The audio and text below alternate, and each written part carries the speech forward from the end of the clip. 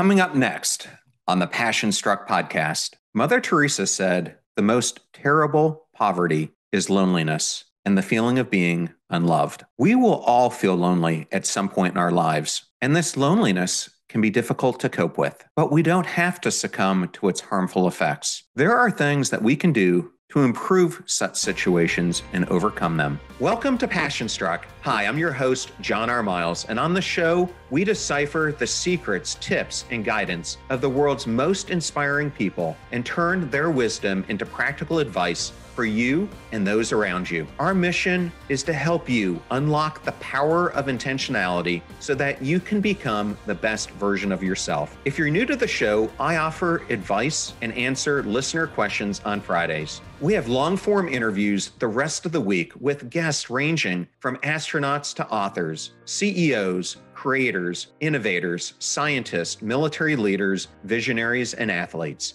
Now, let's go out there and become Passion Struck. Hello, everyone, and welcome back to Momentum Friday in episode 181 of Passion Struck, ranked as one of the top 20 most popular health and fitness podcasts. Thank you to all of you who come back weekly to listen and learn how to live better, be better, and impact the world. And if you're new to the show, thank you so much for being here. Or you would like to introduce this to a friend or family member, we now have episode starter packs both on Spotify and the Passion Struck website, which are collections of our fans' favorite episodes that we organize into topics, especially now we have over 180 episodes. This will provide you a great way to get acquainted to everything we do here on the show. Just go to passionstruck.com/starter packs to get started. And in case you missed my interviews from earlier this week, they featured Alan Stein Jr., who is a performance coach, author, and keynote speaker. And we explore his two books, Raise Your Game and Sustain Your Game. This is really a masterclass in how you level up your performance. My other episode this week featured Rear Admiral Danielle Barrett, who spent over 30 years in the United States Navy and is the author of the new book, Rock the Boat, where she provides advice on leadership, organizational management, confronting stress, and so much more. And in case you missed my solo episode from this past week, it was on the consequences of excuses and 8 ways to stop making them. Please check them all out. I also wanted to acknowledge our fan of the week, Jack Knight, who comes to us all the way from Australia, and he writes, "Informative podcast. I love this show. It's my favorite podcast. Anyone who cares for their well-being is right here. There's so much to know about healthy ways to heal, what to avoid, or what to add. This show makes it so easy to understand and adapt." Thank you so much, John R. Miles, for all that you do. Well, Jack, thank you so much for taking the time to write that review. Those ratings and reviews go such a long way in helping us expand the reach of this podcast and its popularity. Now, let's talk about today's episode. Over the past few months,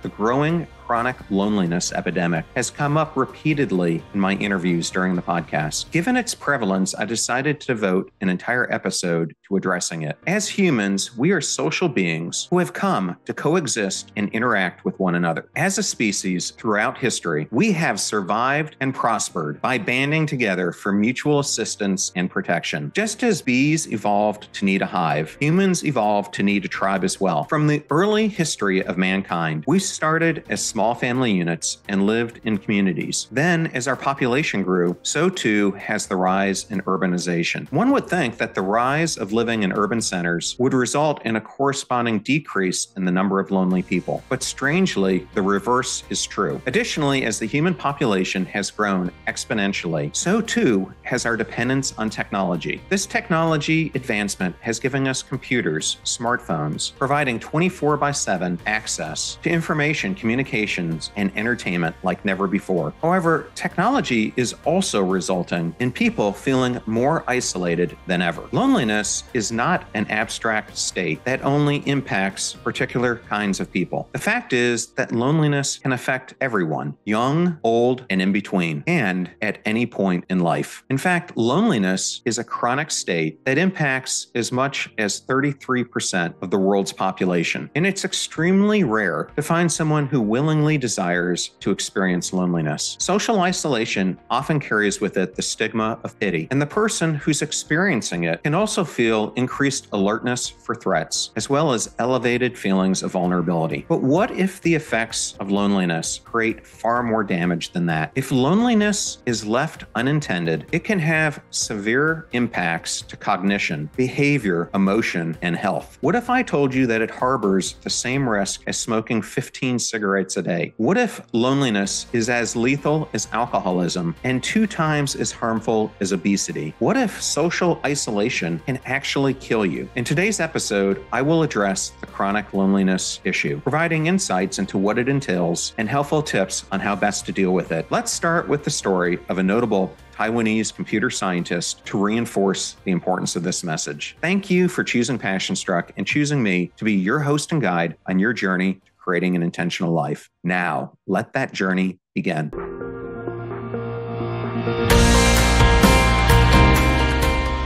Notable Taiwanese computer scientist, businessman, and writer Kai-Fu Lee tells a story of a time that he underwent chemotherapy. During this time, a close friend of his, who was a serial entrepreneur, approached him with a problem at his most recent startup. His friend had already founded and sold many successful consumer technology companies, but as he grew older, he desired to do something more meaningful with his life. Kai-Fu and his friend were reaching the age where their parents were requiring more assistance from them in their everyday lives. So he decided to create a product to make life easier for the elderly. He devised a massive touchscreen installed on a stand that could be placed beside an elderly person's bed. On the screen, there were a few simple and useful apps linked to services like ordering food delivery, viewing their favorite TV show, phoning their doctor, and more. His friend made the device as simple as possible, knowing how difficult it was for older folks to navigate the complexities of the internet or manipulate the small buttons on a smartphone. All of the apps only needed a few clicks and even included a button to instantly call customer service to help them operate their devices. It sounded like a wonderful product, and he was excited about all the product would accomplish. However, his friend identified an issue after launching a trial of the product. The function that received the most significant use out of all the ones that were accessible on the gadget was not food delivery, TV controls, or contacting their doctor. It was the button for customer service. A torrent of inbound calls from the elderly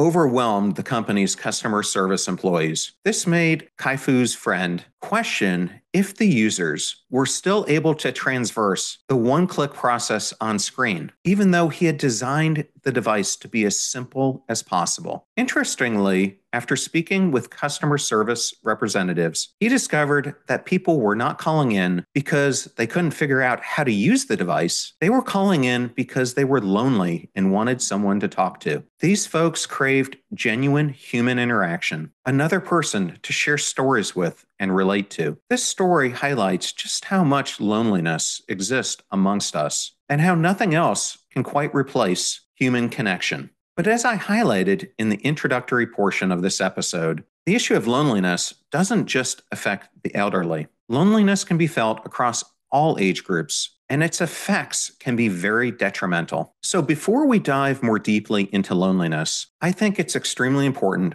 that we distinguish between being alone and being lonely. As humans, there are times when we need to be alone. These moments are precious to us and allow us to process our thoughts as well as the world around us. They enable us to self-reflect and grow. French philosopher Blaise Pascal said, "All of humanity's problems stem from man's inability to sit quietly in a room alone." Although I might disagree that all our problems stem from this, the truth is that many problems would be averted if people learned how to just sit alone and reflect so that they could grow as individuals. So being alone itself doesn't mean that something is wrong with us. It actually helps improve things and our awareness of ourselves and of the world around us. On the other hand, loneliness is a different beast altogether, because when we're lonely, we yearn for a connection with other living beings and actually require this connection. But often we don't get that, and sometimes it can be due to things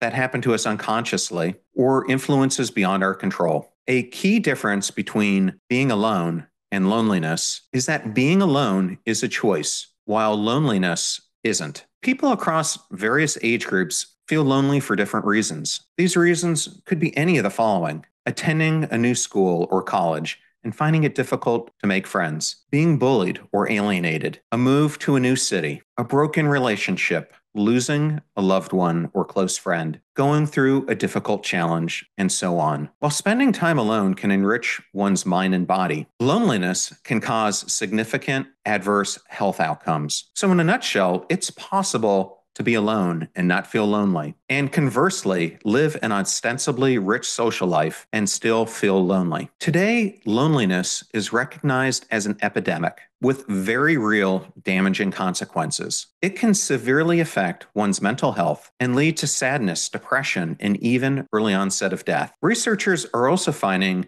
that loneliness might be much more widespread than we first even acknowledged. That's because many people experiencing it avoid being open about discussing being lonely because of its stigma. Many believe that feeling lonely means that something is wrong with them, and they would rather keep that knowledge from others instead of seeming desperate for essential human connection. According to reports focusing on children and young adults, a considerable percentage of respondents 17 to 25 years of age experienced loneliness. A 2021 study led by health insurer Cigna uncovered that approximately 58% of American adults are considered lonely by clinical standards. And according to a 2010 loneliness study by AARP, over 42 million adults over the age of 45 are estimated to be suffering from chronic loneliness. But this is not just a problem in the United States. Various studies show that from the period 2000 to 2019, loneliness was experienced in 113 countries and has become a widespread global problem. According to another global survey, roughly 33% of adults worldwide experienced emotions of loneliness. The highest percentage were actually in Brazil, with 50% of the respondents expressing that they had a feeling of loneliness, either often, always, or sometimes. It was also discovered that socially isolated children have significantly poorer health outcomes 20 years after childhood, even after mitigating other contributing factors. A recent study discovered that loneliness can increase the risk of heart disease by 29% and stroke by 32%. Doctors have also found that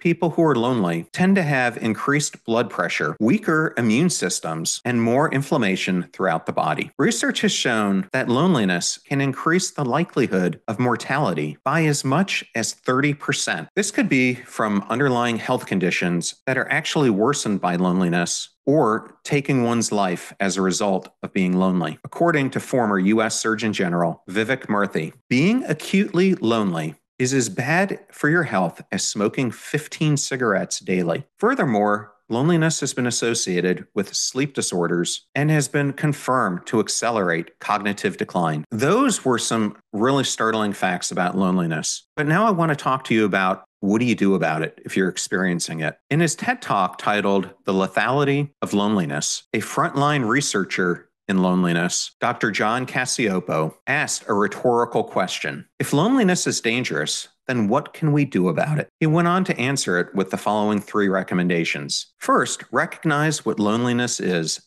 and don't deny it. As I discussed earlier, you can be surrounded by people and still feel lonely. So recognizing and acknowledging your feeling of loneliness will help you realize that you need to take the necessary steps to actually address it. Secondly, understand what loneliness does to your brain, body, and behavior. Loneliness affects everyone in different ways. By understanding its unique effect on your mind, your body, and how you behave, you will understand how to employ the best approach to tackle it effectively. And third, respond. Responding means taking the necessary steps to lift you from the scourge of loneliness and its effects. So now I'm going to give you some of my own personal experience about how do you cope with loneliness. I thought the best way to approach the topic of coping with loneliness was by describing some strategies that have actually worked for me personally. The first is to love and accept yourself. We are only human, and we don't have to feel bad or blame ourselves for feeling lonely and our desires to connect with others. We all deserve love and quality relationships. So I found one of the most important things that we can do is to accept and treat ourselves with that love. Take yourself out to a movie, visit and enjoy the sights at a museum, treat yourself to a nice meal, and so on. By doing this, you will be able to attract connections and invite other people you want into your life.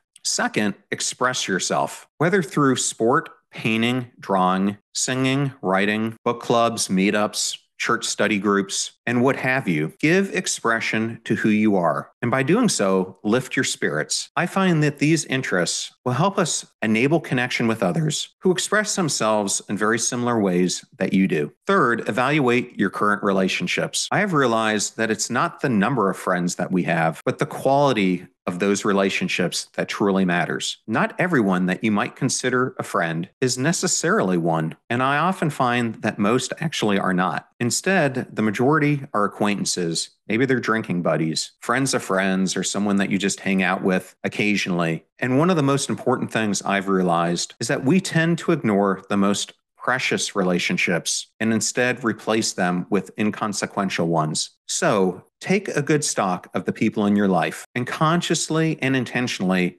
work on building better relationships with them. Find people who enjoy your company for who you are and want to see you grow and flourish. Fourth, take up a new hobby. There are tons of different hobbies that you can choose from. They could range from learning a new recipe to playing an instrument, painting, paddleboarding or kayaking, knitting, roller skating, woodworking, a new sport like paddleball, which is all the rage today, and many, many more ideas. Look out for ones, most importantly, that suit you and spend time engaging in them. By doing so, you will ultimately connect with people who have similar interests to you, which will go a long way in helping to solve your loneliness issue. Fifth, be more intentional with the use of your devices. The reality is that most people are completely unaware that they are practicing distraction all day, every day. Hence, they become masters of distraction. And I'll tell you, this is something that I'm as guilty of as anyone else. While computers and smartphones have made it possible to virtually connect with anyone, anywhere from the comfort of one's own room, like I'm doing with you today, they can also have severe negative consequences to using them. I don't like to personally say that we abuse these devices. Instead, I believe that it's a matter of choice for how much we use them in our lives. I have found that I do my best work and can be the most focused and present in the moment when I keep my smartphone in a different room. I've learned to be conscious of how much time I spend using these devices for social media, text, and emails. And it's a behavior and choice that you can make as well. 6, give your time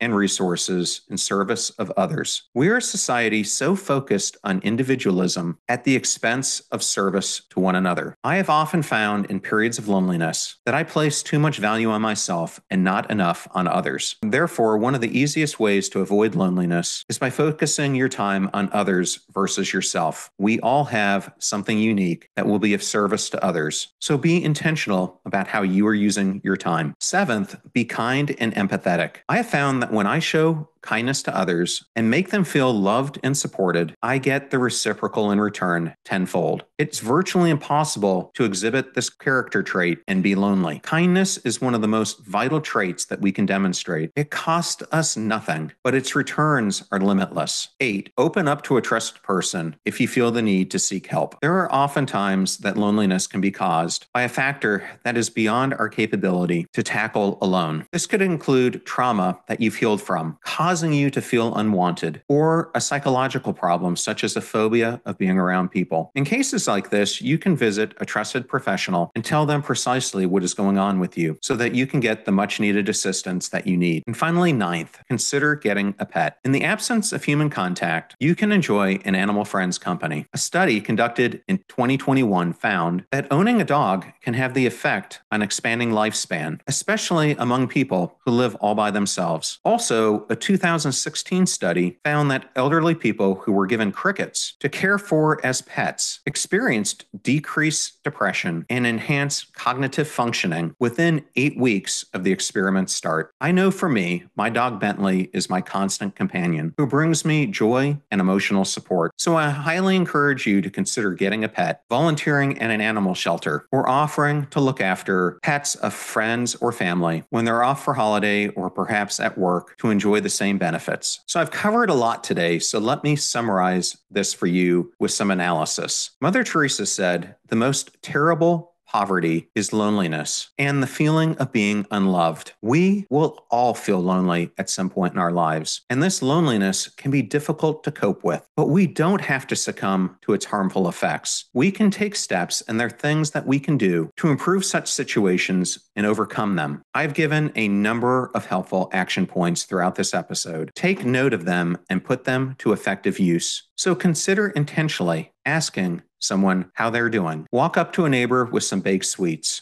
Check up on that old friend. Give your time and skills to serve someone else. Start or join a community. Create a new hobby. Seek help when you need to, and so on. Also, importantly, you may yourself not be experiencing loneliness, but take upon yourself the responsibility of helping others who are. I mentioned the story at the beginning of Kai-Fu Lee's friend who aimed to assist the elderly with technology but came to realize that they needed human companionship more than anything else. Many concerned people in the tech space have realized that too, and there are new technological applications such as LinkAge, Papa, and Mon Ami, all targeted at solving the problem of neglect and loneliness among the aged and less abled people. Life is finite. At some point, we'll be gone, and all that will be left of us are memories in the minds of those we spent time with and whose lives we impacted in some way. Let us do our best to heal ourselves by extension, our world from the scourge of loneliness, and then we will be able to enjoy life in new dimensions together. I hope you all enjoyed today's show. I want to thank everyone who wrote in this week, and especially those today who are listening to this episode. A link to the transcript will be in the show notes if you want to read it. Videos are at YouTube at John R. Miles. Advertiser deals and discount codes are all in one convenient place at passionstruck.com/deals. I'm at John R. Miles both on Instagram and Twitter, and you can also find me on LinkedIn. You're about to hear a preview of the Passion Struck podcast interview I did with Dr. Dominic D'Agostino, who is a professor at the Department of Molecular Pharmacology and Physiology at the University of South Florida and research scientist at the Institute for Human and Machine Cognition. Dr. D'Agostino is an expert on metabolic therapies as well as ketosis and the keto diet with the goal of improving metabolic health as well as chronic conditions. For the large majority of people just wanting to use the ketogenic diet for weight loss, it is highly effective for that. But more importantly, it's very effective for weight loss maintenance. So a lot of diets will allow you to lose weight. It's harder to sustain that weight loss. So you could potentially use a ketogenic diet to get down to your ideal weight and then gradually add some carbohydrates back in, ideally not in the form of sugar or processed carbohydrates or even starch, but add carbohydrates back in the form of vegetables and maybe a small amount of fruit. And then you can gradually tweak the diet to maintain that weight loss and to preserve the benefits that are associated with that weight loss. Remember, we rise by lifting others, so share this show with those you love. And if you found this episode useful and you know someone who might be dealing with loneliness, please share it with those who could use the advice that I gave here today. In the meantime, do your best to apply what you hear on the show so that you can live what you listen. And until next time, live life passion struck.